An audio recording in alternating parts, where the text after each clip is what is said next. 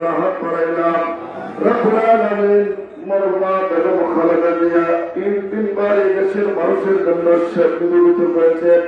আয় আল্লাহ, তুমি মজলুম অবস্থায় দীর্ঘদিন যেমন তারা বন্দী ছিলেন, আয় আল্লাহ আমার মৃত্যুমরিতার সেবা তুমি সর্বস্ব দূর করে আজকে কবরে বাসিন্দ হয়েছেন।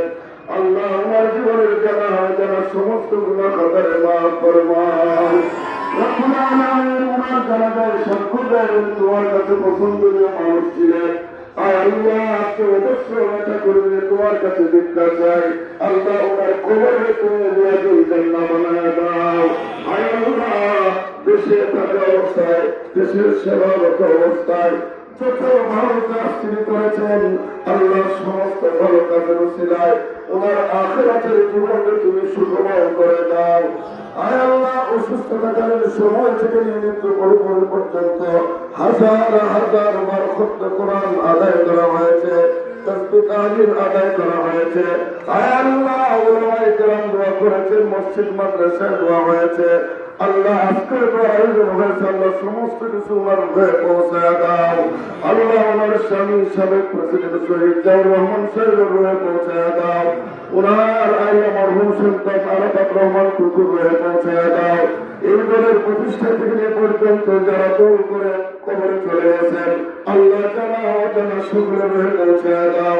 বিশেষ করে আল্লাহ আজকের প্রধান অতিথি আমাদের সকলের ভালোবাসার মানুষ, এই অঞ্চলের মাঠে মানুষের প্রিয় ব্যক্তিত্ব জনাব আলহাজ জিকে বোস ভাই, আল্লাহ ওনার লেখা তুমি বসায় দাও।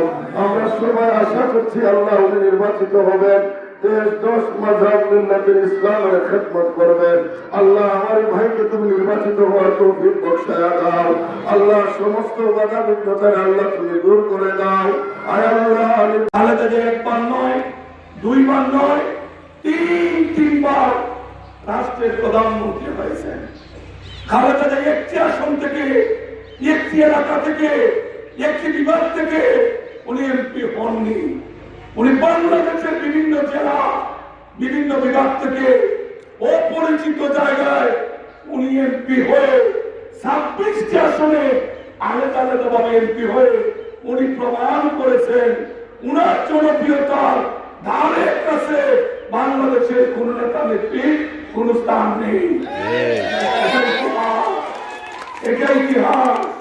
কিন্তু আমরা কি দেখি, খালেদা যে ওই জায়গায় ব্যতিক্রম, একজন ইউনিয়নের চেয়ারম্যান, একজন উপজেলা চেয়ারম্যান, একজন পৌরসভার মেয়র, সিটি মেয়র, এমপি বা মন্ত্রী, অনেক মানুষ একবার সুযোগ পাইলে আগে গুছিয়ে ফেলেন।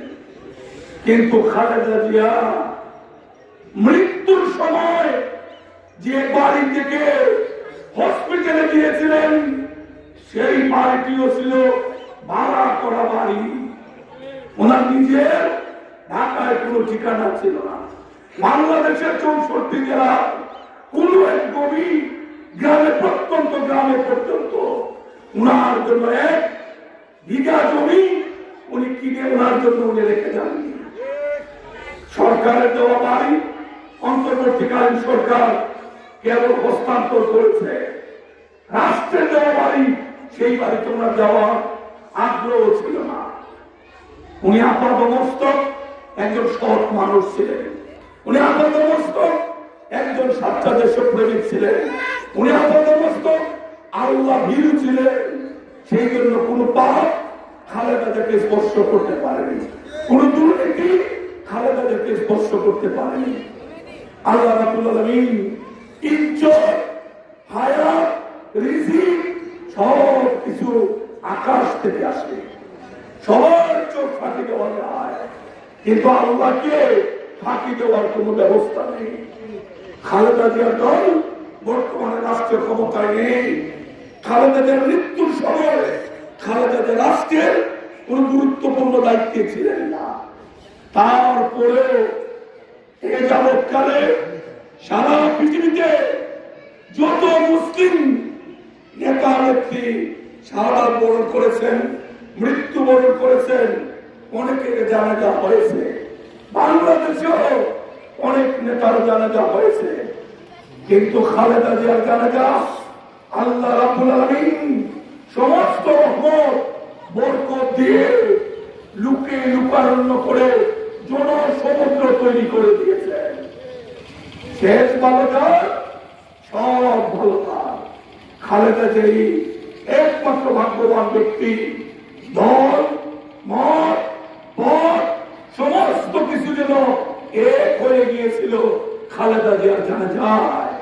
সমস্ত ভেদাভেদ ভুলে সারা জাতি এক জানাজায় অংশগ্রহণ করে হাজার হাজার না লক্ষ লক্ষ না সেটা কোটি মানুষের সীমানা পাইয়ে বাংলাদেশের নজির বিহীন ইতিহাসের সৃষ্টি হলো খালেদা জিয়া জানাজায়। খালেদা জিয়া থেকে আমাদের শিখতে হবে মানুষকে ভালোবাসলে, সৎ পথে চললে, ন্যায়ের পক্ষে থাকলে আল্লাহ রাব্বুল আলামিন যে কোনো সময় যে কোনো অবস্থায় আল্লাহ ইজ্জত দিতে পারেন। খালেদা জিয়া তো ক্ষমতায় ছিল না, খালেদা জিয়া রাষ্ট্রের কোনো গুরুত্বপূর্ণ দায়িত্বে ছিলেন না, কিন্তু রাষ্ট্র সবচেয়ে মর্যাদা যদি কোনো নেতাকে দিয়ে থাকে সেটা বেগম খালেদা জিয়াকে রাষ্ট্র দিয়ে রাষ্ট্র ঋণ শোধ করেছে একজন ভালো মানুষের প্রতি।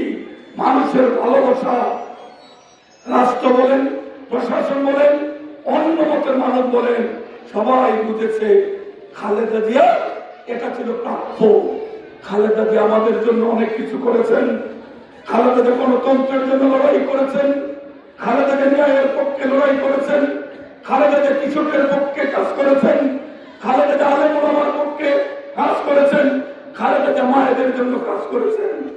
আজকে মায়েরা যারা বিধবা ভাতা পান, বয়স্ক ভাতা পান, স্বামী পরিত্যক্ত ভাতা পান, মাতৃত্বকালীন ভাতা পান, মেয়েদের অবৈতনিক শিক্ষা ব্যবস্থা, শিক্ষা উপকরণ সহ সমস্ত সুবিধার ব্যবস্থা মায়েদের জন্য যিনি শুরু করেছিলেন তিনি আমাদের প্রিয় নেত্রী সদ্য প্রয়াত শ্রদ্ধেয় বেগম খালেদা জিয়া।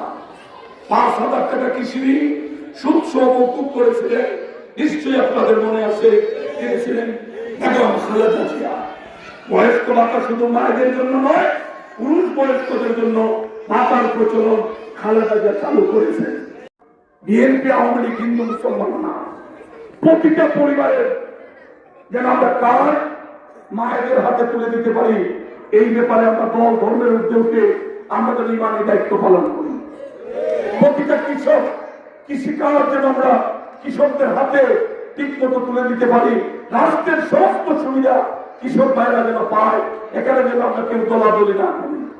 আমাদের মসজিদের ইমাম সাহেব, মসজিদের মুয়াজ্জিন সাহেব অল্প ভাতা পান, সেটা আপনার দলের, সেটা আপনার বেদলের। উনি মসজিদের ইমাম, উনি সম্মানিত ব্যক্তি। মুয়াজ্জিন সাহেব আপনি ঘুম থেকে উঠার আগে মুয়াজ্জিন সাহেব হাইয়া আলাস সালাহ হাইয়া আলাল ফালাহ, উনি মসজিদে আপনাদেরকে আহ্বান করেন নামাজের জন্য আসো, কল্যাণের জন্য আসো, উনি থিয়েটার করুক। রাষ্ট্র ওনার দায়িত্ব নেবে, আপনারা কেউ ভুলে দলাদলি করবেন না। আমরা একটা জায়গায় যাই, আমরা এই দেশের মানুষ, আমরা দলাদলি পিছনে ফেলে আমরা একটা ছাতার নিচে দাঁড়াই, আমরা সবাই বাংলাদেশি, এটাই হোক আমাদের পরিচয়।